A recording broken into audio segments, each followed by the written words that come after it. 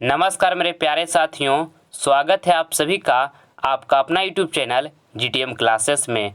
दोस्तों, आज के इस वीडियो में भौतिक विज्ञान का छठा चैप्टर ऊर्जा के स्रोत आपके सामने मैं शानदार तरीके से प्रस्तुत करूंगा। जितना भी इस चैप्टर से VVI ऑब्जेक्टिव क्वेश्चन है 2022 बोर्ड एग्जाम के लिए, उन सभी प्रश्नों को आपको हम बताएंगे, ठीक है। और ऊर्जा के स्रोत से जितना भी प्रीवियस ईयर में पूछा हुआ प्रश्न है, उन सभी प्रश्नों को इस वीडियो में हम सिलेक्ट किए हैं, ठीक है। इसलिए ये वीडियो आपके लिए काफ़ी महत्वपूर्ण साबित होने वाला है। इस वीडियो में आप अंत तक बने रहिएगा और पूरी कंसंट्रेशन के साथ देखिएगा वीडियो को, ठीक है। और दोस्तों, ये भौतिक विज्ञान का लास्ट चैप्टर ऊर्जा के स्रोत है। इससे पहले हम 5 चैप्टर आपको पूरी अच्छी तरीके से पढ़ा चुके हैं। अगर जो आप वो वीडियो नहीं देखें तो पहले आप उसको देख के आइए, ठीक है। हमारा डिस्क्रिप्शन में भौतिक विज्ञान चैप्टर वाइज प्लेलिस्ट का लिंक मिल जाएगा, पहले आप उसे देख लीजिए, इसके बाद आप इस चैप्टर को पढ़िएगा, ठीक है। चलिए अब हम वीडियो को स्टार्ट करते हैं। देखिए, आज का हमारा पहला प्रश्न है, पवन विद्युत जनित्र में पवन की चाल कम से कम कितनी होनी चाहिए। देखिए, ऑप्शन ए में लिखा हुआ है 15 किलोमीटर प्रति घंटा, बी में लिखा हुआ है 150 किलोमीटर प्रति घंटा, और देखिए सी में लिखा हुआ है 1.5 किलोमीटर प्रति घंटा, और डी में लिखा हुआ है 1500 किलोमीटर प्रति घंटा। तो ये प्रश्न में आपको यहाँ से बताना है कि पवन विद्युत जनित्र में पवन की चाल कम से कम कितनी होनी चाहिए, तब 15 किलोमीटर प्रति घंटा होनी चाहिए, ठीक है। ऑप्शन नंबर यहाँ पर ए जो होगा हमारा बिल्कुल राइट आंसर हो जाएगा। आइए अगला प्रश्न अब हम देख लेते हैं। दूसरा नंबर, निम्नलिखित में से कौन जैव मात्रा ऊर्जा स्रोत का उदाहरण नहीं है। ऑप्शन ए में लिखा हुआ लकड़ी, बी में लिखा हुआ गोबर गैस, सी में लिखा हुआ नाभिकीय ऊर्जा, और यहाँ डी में लिखा हुआ कोयला। तो आपको इस प्रश्न में यहाँ से बताना है कि निम्नलिखित में से कौन जैव मात्रा ऊर्जा स्रोत का उदाहरण नहीं है। तो देखिए, नाभिकीय ऊर्जा जो है ये जैव मात्रा ऊर्जा स्रोत का उदाहरण नहीं है, ठीक है। ऑप्शन नंबर यहाँ पर सी जो होगा हमारा बिल्कुल राइट आंसर हो जाएगा। और देखिए, लकड़ी जो है ये जैव मात्रा ऊर्जा स्रोत का उदाहरण है, और गोबर गैस भी है, और कोयला भी जैव मात्रा ऊर्जा स्रोत का उदाहरण है। मगर नाभिकीय ऊर्जा जो है ऑप्शन नंबर सी में जो नाभिकीय ऊर्जा लिखा हुआ है वो जैव मात्रा ऊर्जा स्रोत का उदाहरण नहीं है, ठीक है। आइए अगला प्रश्न हम देख लेते हैं। तीसरा नंबर, इसमें पूछा गया है कि हाइड्रोजन बम किस अभिक्रिया पर आधारित है। ऑप्शन ए में लिखा हुआ है नाभिकीय संलयन, और बी में लिखा हुआ है नाभिकीय विखंडन, और देखिए यहाँ सी में लिखा है दोनों, और यहाँ पे डी में लिखा हुआ इनमें से कोई नहीं। तो ये प्रश्न में आपको यहाँ से बताना है कि हाइड्रोजन बम किस अभिक्रिया पर आधारित है। तो नाभिकीय संलयन पर हाइड्रोजन बम आधारित है, ठीक है। ऑप्शन नंबर यहाँ पर ए जो होगा हमारा बिल्कुल राइट आंसर हो जाएगा। अब परमाणु बम जो है वो नाभिकीय विखंडन पर आधारित है, ठीक है, ये आपको याद रखना है। आइए अगला प्रश्न अब हम देख लेते हैं। जीवाश्म ईंधन का उदाहरण है। ऑप्शन ए में लिखा हुआ कोयला, बी में लिखा हुआ लकड़ी, सी में लिखा हुआ गोबर गैस, और डी में लिखा हुआ ये सभी। तो देखिए, आपको इसमें बताना है कि जीवाश्म ईंधन का उदाहरण है।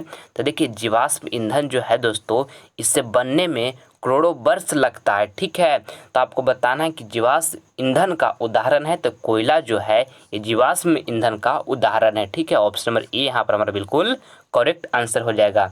आइए अगला प्रश्न हम देख लेते हैं। 5वां नंबर, नवीकरणीय ऊर्जा का स्रोत है। ऑप्शन ए में लिखा हुआ है नाभिकीय ऊर्जा, बी में लिखा है सौर ऊर्जा, सी में लिखा है कोयले से प्राप्त ऊर्जा, और डी में लिखा है प्राकृतिक गैस से प्राप्त ऊर्जा। तो यहाँ पे आपको बताना है कि नवीकरणीय ऊर्जा का स्रोत है। तब देखिए, नवीकरणीय ऊर्जा स्रोत हम किससे कहते हैं, तो वैसा स्रोत जिसका हम बार बार उपयोग कर सकते हैं तथा इसके अधिक दिनों तक चलने की संभावना रहती है, उसे हम नवीकरणीय ऊर्जा स्रोत कहते हैं, ठीक है। तो देखिए, सौर ऊर्जा जो है ये हमारा नवीकरणीय ऊर्जा स्रोत है। ऑप्शन नंबर यहाँ पर बी जो होगा हमारा बिल्कुल राइट आंसर हो जाएगा।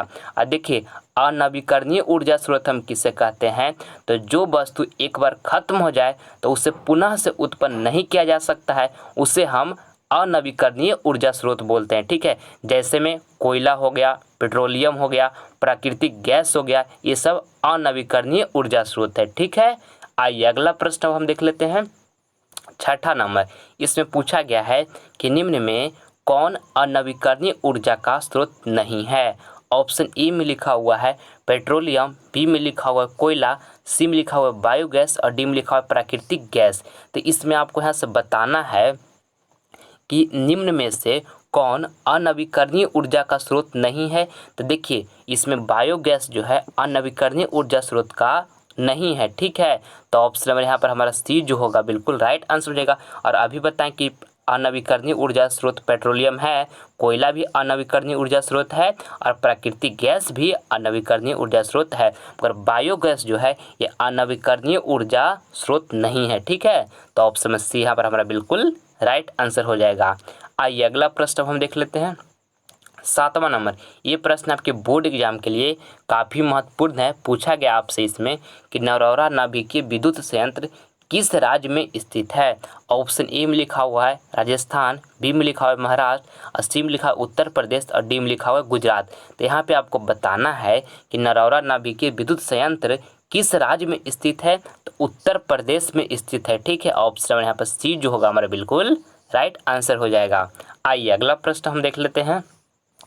8वां नंबर, इसमें पूछा गया है कि सौर सेल बनाने के लिए किसका उपयोग किया जाता है?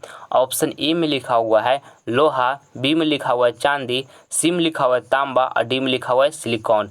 तो आपको इसमें बताना है कि सौर सेल बनाने के लिए किसका उपयोग किया जाता है? तो सिलिकॉन का उपयोग किया जाता है सौर सेल बनाने के लिए, ठीक है। ऑप्शन नंबर यहाँ पर डी जो होगा हमारा बिल्कुल राइट आंसर हो जाएगा। आइए अगला प्रश्न हम देख लेते हैं। 9 नंबर, इसमें पूछा गया है कि प्राचीन काल में ऊष्मीय ऊर्जा का सबसे अधिक सामान्य स्रोत है।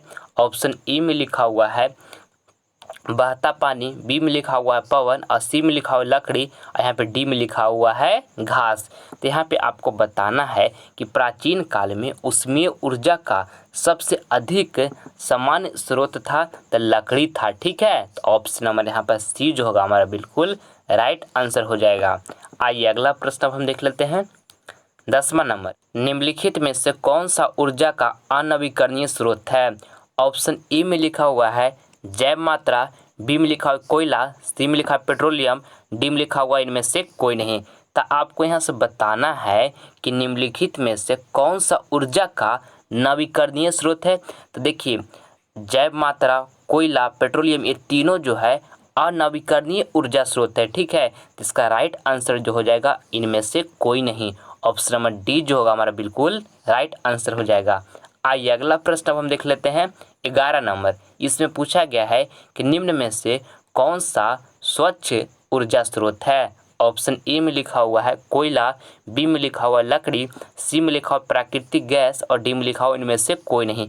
तो आपको यहाँ पे बताना है कि निम्न में से कौन सा स्वच्छ ऊर्जा स्रोत है।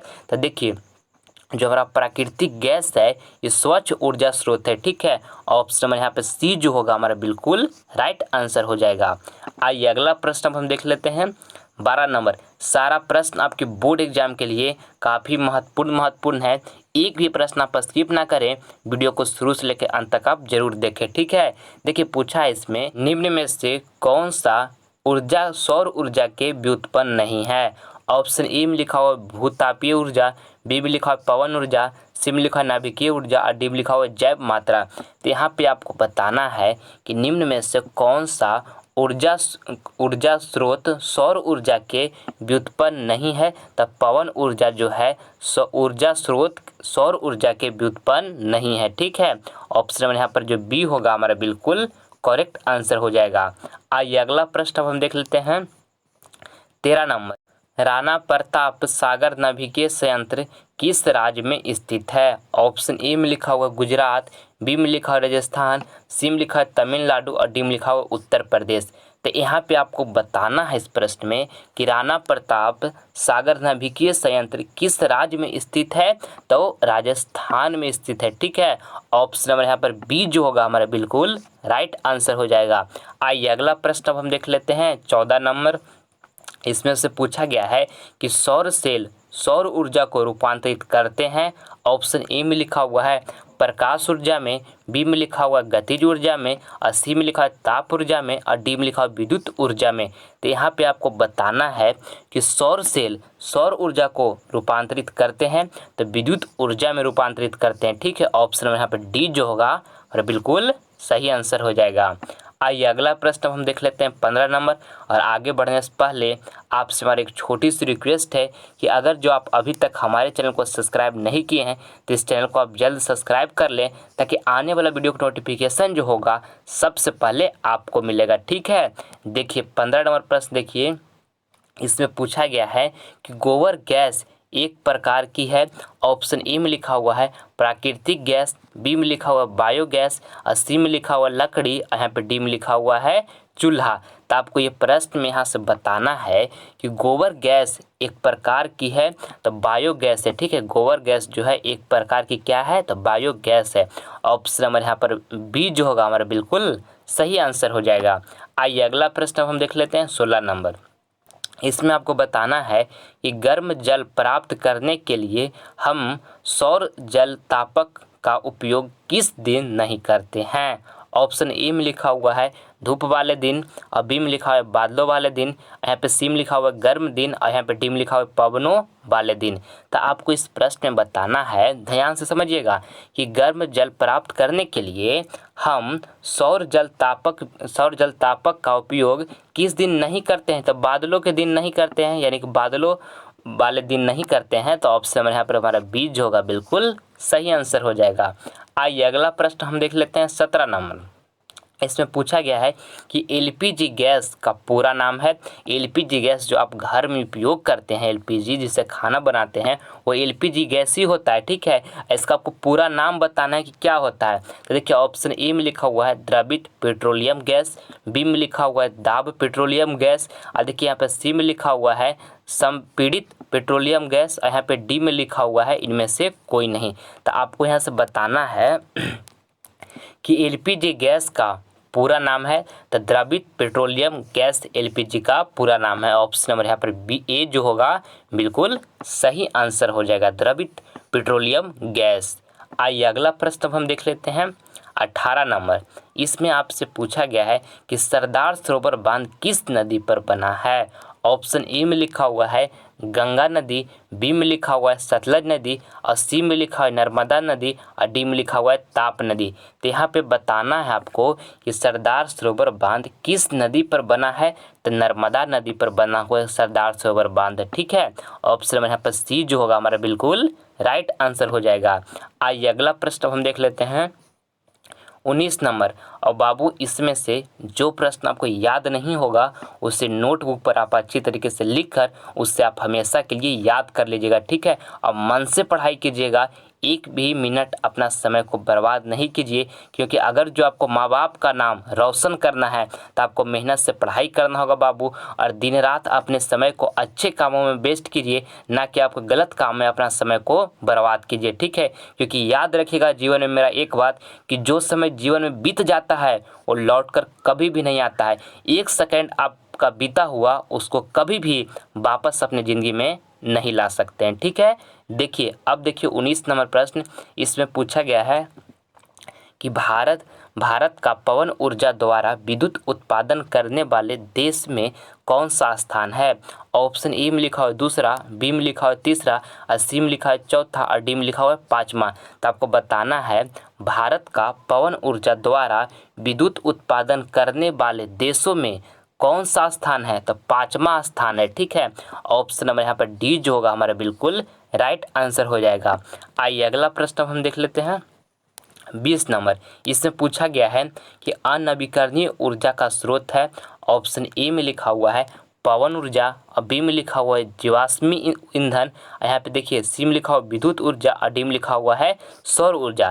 तो यहाँ पे आपको यहाँ से बताना है कि अनवीकरणीय ऊर्जा का स्रोत है तो जीवाश्मी ईंधन जो है अनवीकरणीय ऊर्जा का स्रोत है। ऑप्शन में यहाँ पर बी हमारा बिल्कुल सही हो जाएगा। आइए अगला प्रश्न हम देख लेते हैं 21 नंबर। टिहरी बांध किस नदी पर स्थित है। ऑप्शन ए में लिखा हुआ है यमुना नदी, बी में लिखा हुआ है सतलज नदी, और सी में लिखा हुआ है भागीरथी नदी, और डी में लिखा हुआ है इनमें से कोई नहीं। तो यहाँ पे आपको यहाँ से बताना है कि टिहरी बांध किस नदी पर स्थित है? तो भागीरथी नदी पर स्थित है। ठीक है, ऑप्शन नंबर यहाँ पर सी जो होगा हमारा बिल्कुल राइट आंसर हो जाएगा।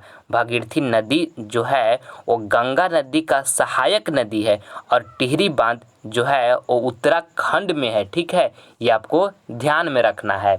आइए अगला प्रश्न अब देख लेते हैं। 22 नंबर, इसमें आपसे पूछा गया है कि जीवाश्म ईंधन का उदाहरण है। ऑप्शन ए में लिखा हुआ कोयला, बी में लिखा हुआ पेट्रोलियम, सी में लिखा हुआ प्राकृतिक गैस और डी में लिखा हुआ इनमें से कोई नहीं। तो आपको इस प्रश्न में यहाँ से बताना है कि जीवाश्म ईंधन का उदाहरण है। देखिए कोयला भी जीवाश्म ईंधन का उदाहरण है, ये पेट्रोलियम गैस जो पेट्रोलियम जो है ये भी हमारा जीवाश्म ईंधन का उदाहरण है और प्राकृतिक गैस जो है ये भी हमारा जीवाश्म ईंधन का उदाहरण है। तो राइट आंसर जो होगा इनमें से सभी, ऑप्शन नंबर डी यहाँ पर बिल्कुल सही जवाब हो जाएगा। आइए अगला प्रश्न हम देख लेते हैं। 13 नंबर, 13 नहीं ये 23 नंबर है। इसमें आपसे पूछा गया है कि तारापुर नाभिकीय विद्युत संयंत्र किस राज्य में स्थित है? ऑप्शन ए में लिखा हुआ है महाराष्ट्र, बी में लिखा हुआ है राजस्थान, सी में लिखा हुआ है तमिलनाडु और डी में लिखा हुआ है गुजरात। तो यहाँ पे आपको बताना है बाबू कि तारापुर नाभिकीय विद्युत संयंत्र किस राज्य में स्थित है? तो महाराष्ट्र में। ठीक है, ऑप्शन नंबर ए जो होगा हमारा बिल्कुल सही आंसर हो जाएगा। आइए अगला प्रश्न हम देख लेते हैं। 24 नंबर, इसमें पूछा गया है कि निम्न में से किसे पवनों का देश कहा जाता है? ऑप्शन ए में लिखा हुआ है भारत को और बी में लिखा हुआ है डेनमार्क को और देखिए सी में लिखा हुआ है श्रीलंका को और डी में लिखा हुआ है इनमें से कोई नहीं। तो आपको ये प्रश्न यहाँ से बताना है कि निम्न में से किसे पवनों का देश कहा जाता है? तो डेनमार्क को पवनों का देश कहा जाता है। ठीक है, ऑप्शन नंबर यहाँ पर बी जो होगा हमारा बिल्कुल सही आंसर हो जाएगा। आइए अगला प्रश्न हम देख लेते हैं। 25 नंबर, इसमें पूछा गया है कि बायोगैस में मीथेन की मात्रा लगभग होता है।